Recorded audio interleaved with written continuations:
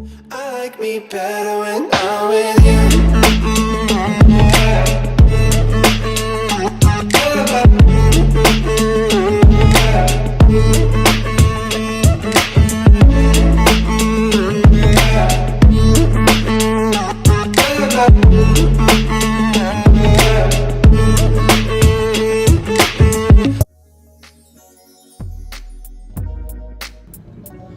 Hi folks, welcome to another edition of Dave Ansell's Ford Focus Mark 3 ST, and today I'm going to be talking a bit about things that annoy me with this Ford Focus.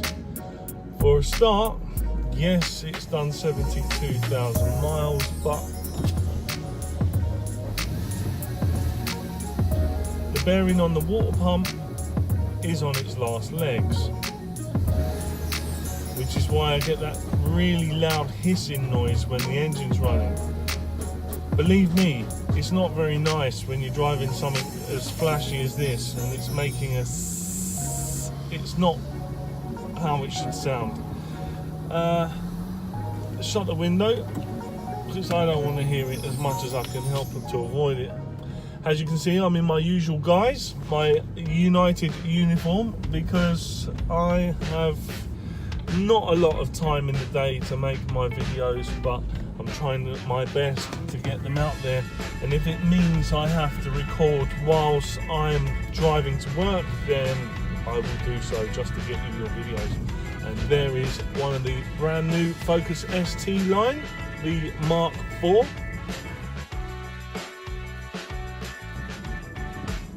It's a nice looking car, I have to say, but it doesn't look like a Ford Focus, and that's something that really bothers me like so much. It looks more like a new Hyundai i30. It looks more like a BMW 1 Series. It does not look like a Focus, and you can see that it's been designed by Volvo. A lot of the cues from the Volvo i30, I think it is, or not the i30, the C. Oh dear, the Jaguar just cut someone up. I think he pulled out on someone at the roundabout, but it wasn't me, so take your horn and blast it somewhere else. Things that I don't like about this car have to be the wear on it. Seems to be a little more than I had hoped for. I had expected this car to be longer lasting, and as far as I can tell, it does last substantially long enough if it's got the correct servicing and the oil's being changed and everything on a regular basis. A bit of love and care prolongs any car.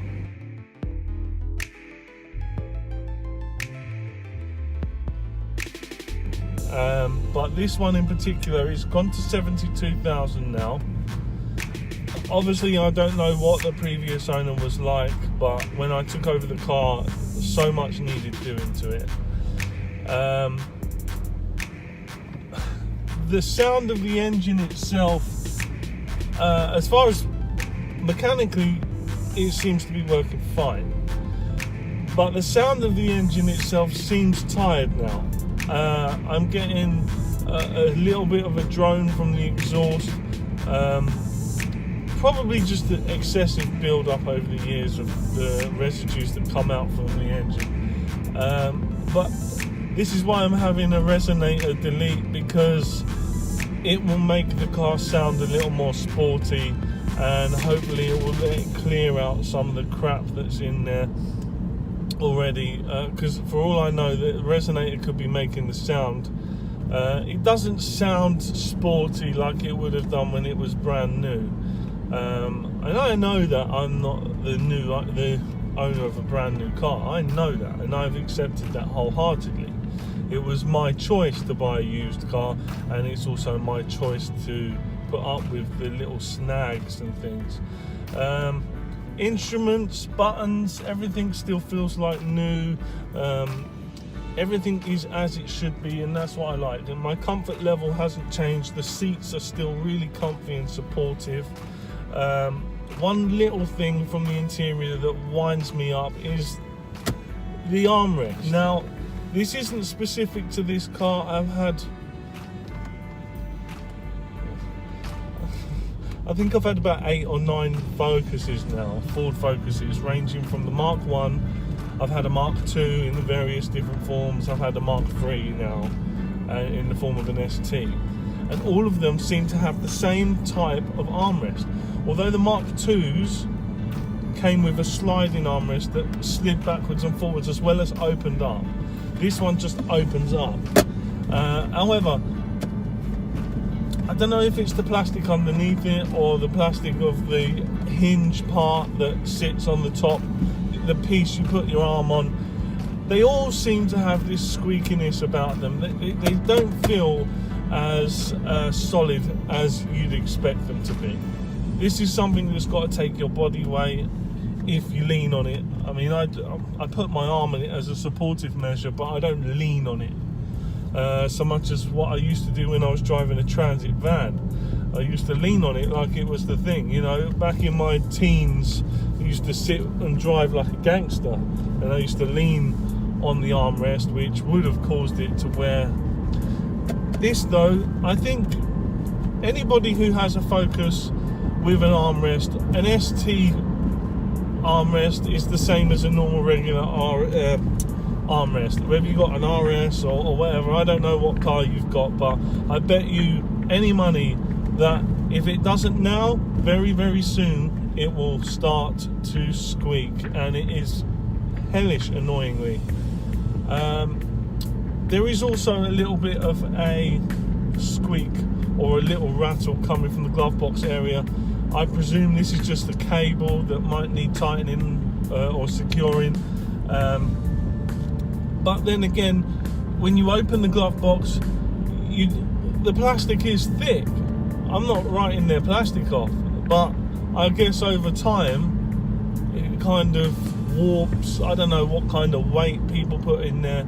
I essentially just keep the car manual in there just in case I have a problem out on the road, if I need to find out anything. And I think I used to put in a couple of treats for myself because I'm a sweet tooth. I like my sweets, but generally I don't put a lot of weight in any of the door cards or cubby holes or pockets. I mean, at the very minimalist, I'll have a bottle of Coke sitting right here, but it doesn't stay there long because I don't like the rubbish in the car. On the exterior of the car, I have to say I've done it myself. I'm a bad driver, I have to admit that. Previous cars I've never had a problem, but this Mark III, the turning circle is completely shit, if you don't mind my language. I've never struggled to turn a car so much in my life, and being in the UK we have some tight roads, we've got some difficult spaces to get into if we're parking around where I live anyway at the moment. I was living in a private, where it had a private car park, and my workplace has generally got enough room for me to park, but where I'm living is a fight for any space, and sometimes you have to park half on the curb, half on the road, and sometimes the spaces are generous, but sometimes it's just a bit of a bitch. And sadly I was in E-Shot and I was stopping off at the Subway sandwich shop. I wanted to get myself an Italian BMT, which I could have now, to be honest. I haven't had no breakfast today. But an Italian BMT with sweet onion sauce and mayonnaise with all the salad trimmings. Anyhow, yeah, I'm not plugging Subway by any means. You eat what you want to eat. But there's this really tight turning, and I don't think you're supposed to turn in from this side of the road. And there's nothing saying you can't, there's no restrictions, so I naturally tried to get in, and there was a high-sided curb to my left, which would be on the car's near side. And because my seating position's quite low, I just misjudged it a little bit, and I seriously destroyed my alloy wheel. I'm not too bothered about it, because the previous owner already did a good number on that wheel itself anyway, and I am due to get it replaced, or I was going to get a whole set, because I particularly like the 19-inch rims. But it would either be the dark grey standard ones, or it would be the 19-inch ones. Depends what I can get after my holiday, should I be pursuing them further. Just come off here, this is my junction. And yet again, I'm filming and the sun's in my face. The last few days, possibly for the last week or so, I've been trying to work on a review for the 2013 Focus ST. So far so good, it's nearly completed and you will be seeing it soon. This is like an interim video, which comes with some sad news, which I'll get to in a moment. Where was I? I was talking about the wheels. Yeah, so that's what I've got planned for the wheels. But hello, mate. Colleagues, they know the car. I would do a shout out, but I can't remember his name. This is the trouble with so many people. You see them all the time. You see so many of them day in, day out. It's hello, mate, hello, mate, hello, mate. Eventually you forget their names. No matter how common their name is, you just can't place it with their name. But I'll probably go up the road and his name will come to me in a minute. Yeah. So yeah, externally I'm happy with the condition of the car, considering it's done 72,000 miles. It's coming up, I think, 6 years old. And considering it came from Scotland, which is way up north, I'm pretty amazed at how well the paint is holding on. I have a few little chips to repair. I have a piece of flaked lacquer at the back of the car near the petrol cap. You may have seen that in my previous videos. One of them I was extensively going around the car, and I believe that I can get that easily repaired. There is a few panel, what do we say? Where the panels are supposed to meet up, or where you think the designers would have made them match up, they don't. For my car, this is a big issue, because you'd expect a sports car to be streamlined and for all the panels to meet in the right places and only have the correct amount of space in between each one. This tends to have more lips and bumps, and where things don't quite match up, which is annoying. But as it stands, I've learned that this is just a design feature and this is not something wrong with the car, thankfully, because that would have led me down the avenues of this car's been in an accident, I need to get it sorted out. But no, I don't want sunglasses. I don't like sunglasses. I wear them on holiday when I go, but that is it. I'm in the UK. If I put sunglasses on, you would disappear and then I would be carrying around sunglasses all day. Forget it. That's just me having my crazy moment talking to the sun, who's all of a sudden decided to make an appearance and brighten up my life. Well, can you do it when the car's clean? Because it is disgusting again, and it's been, what, 3 days of hardly driving it, and it is caked in grime and dirt already. You know, sometimes I worry about whether or not I should be cleaning the car so much, but when you got a car like this, you want it to be clean, but you can't always have it clean. The beauty of the colour of Tangerine Scream is that even when it's dirty, it looks cool. Anyway, yeah, so the panels don't match up, and this is a bit of a disappointment, because I've only just noticed this. I've cleaned the car so many times and I've come really close and personal with the car, in a lot of ways too personal, because you get that connection that when you're cleaning it, you're just like, this is my baby, you know, I love this car, and I particularly care about the paint and stuff like that. And when you're polishing it and claying it, you come across all the little shapes and lines, and you get your contours and everything, and you become one with the car. And it really didn't register until the gentleman who bought my pre-facelift parts, i.e. the bumper, the bonnet, the headlights, the under tray, and that sort of stuff, because he let me tell you quickly how it worked out. I needed to buy the new parts to go on before he could have the parts that he was buying for his car, because he wants to transform his standard Focus estate into a Focus ST estate. Both of us have a Mark III, so the parts will fit. I, however, wanted to facelift my car from the 3 to the 3.5, which, being the same car, same chassis, everything else, it's a straight swap. Yes, there are a couple of things in the middle that you have to change, which meant spending a little bit of money at Ford's, but I mean only a real small pinch. It wasn't even worth mentioning, it was such a small amount.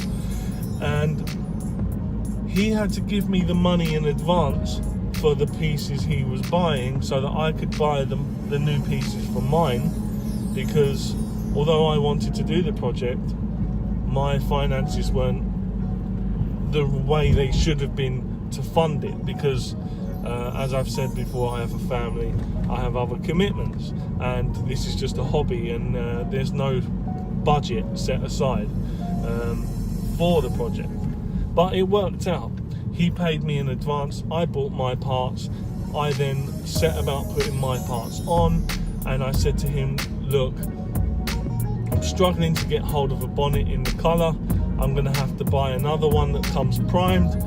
And he said, I could help you with that.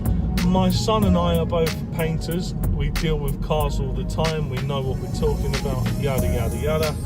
And I said to him, okay, well, everything's done, but until I get the bonnet, which could take some time, you can't really have the bonnet. You can come and collect the other parts, but you can't get the bonnet. So he said, okay, well, out of the money I've given you, and there was enough for everything that I needed, of course, the bonnet included, he said, give me the bonnet money back, because this was all done through PayPal. I'd never met the guy before. We found each other on eBay or PayPal, no, not PayPal, or Facebook or something on where you sell things on Facebook. I advertised my parts, he came through, and then he turned around and said, look, give me some of the money back for the bonnet. I will go and get the bonnet because it's close to where I live, and then I will bring it to you. We will put it on the car when he collects his parts, which are my old parts, and then he would arrange with me to come back to his pad or to the garage where his son and himself work to paint my bonnet. Well, this all went fine up until the day before. I got myself excited. He'd already got the money out of me for the paint, which wasn't an awful lot. I was happy to do that because it meant moving forward. And all of a sudden he started blanking my calls and wouldn't answer messages, didn't return the calls, and this really started to bug me out. I thought, how could someone who was generous enough to pay for the bonnet and all the bits up front to let me do the project and everything else all of a sudden just stop?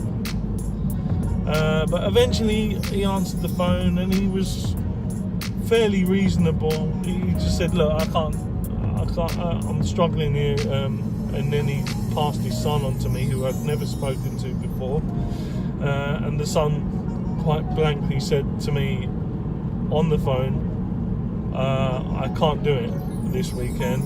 I said, okay, that's fine, I'm quite a patient guy. What about next week? I can tell you what my days off are, maybe you could fit me in. This is all based on the fact that the dad who bought the parts said to me, yeah, bring it up, it'll only take a few hours and it'll be a little soft, we can protect it, and it should be enough for you to drive home carefully with. Okay, these are professional paint guys, they know what they're talking about. Sure, it would have been painted and it would have been heated for some time in the booth, and then obviously they would make sure that it would be drivable, surely. Okay, I trusted them. I arranged to go up there, and then as I say, they said, can't do it now. I said, okay, what about next weekend? I can't do it anytime in the immediate future. And that's how it ended. and I'm really annoyed. Is a nice way to say, because Tangerine Screen is a 3-layered paint. I don't understand it fully, but as I do understand, you have to put a layer of base coat or a couple of layers of base coat, then you have to put a couple of layers of like a gold type colour, and then you have to put a couple of layers of another colour that makes the gold turn into a tangerine colour, which is the 3 tiers, 3 layers. And then additionally, because my colours are pearl colour, it would have to have the pearls put on, and then it would be finished with a lacquer, which gives it the nice glossy finish. I understand it's not cheap, I understand that, and if there's a way to fund it, I will find a way, whether it takes me a couple of days, a weekend, or a couple of weeks to prepare for it. I will do it. I will patiently wait if I know it's being done. I mean, he charged me 100 quid to paint it and blend it into the bodywork and the front bumper, and I was really happy. I was so happy I was getting it done, and I've just been told can't do it now. Fine, give me the money back. Give me the money back.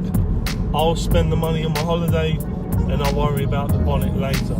So I've been kicked in the face basically, so I haven't been able to spray my bonnet. That's getting edited. Some people think that the black on the Tangerine looks good. I, however, think it looks too chavvy, and it's not my thing. No disrespect to any of you that have done it. And some of you have got some beautiful cars. I have seen a couple of Tangerine Screen STs with black bonnets, whether it's carbon effect or if it's just painted black, or even a vinyl sticker, you know, like wrapping. That's fine. Your cars look absolutely awesome, and I take my hat off to you. However, I'm 37, I think. 36 or 37. I can't even remember my age.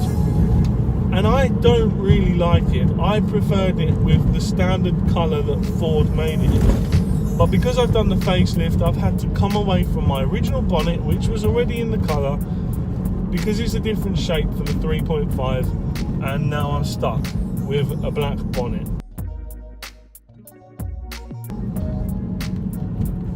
If there's anyone out there who can help me, who would be happy to help me, and in return, not only would I pay for the service of getting my car painted correctly and professionally, but I will also mention you in my video, and whatever video that is, and I will help you promote your business, because word of mouth and visual, like the videos that I'm putting out there of the work that you've done, will help you and your business.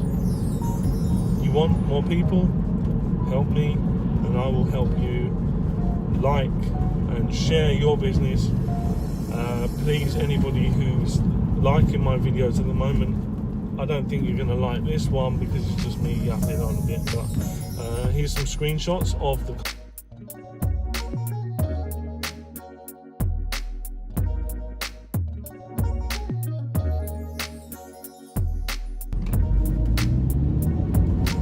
and here's some screenshots of what I wanted the car to look like eventually.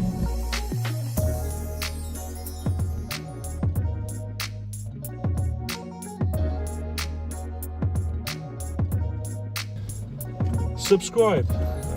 There will be more content coming, as I previously just said. There is a full review of the Ford Focus ST3 2013 edition, which is about 6 years old. But it's my own review, you know, it's my review, and it's about me giving a review of a car. But in all honesty, it's done 72,000 miles, well worth the money. In gold. Tangerine, should I say. So, stay tuned. Please share and like my videos. We're doing so well. Stay tuned.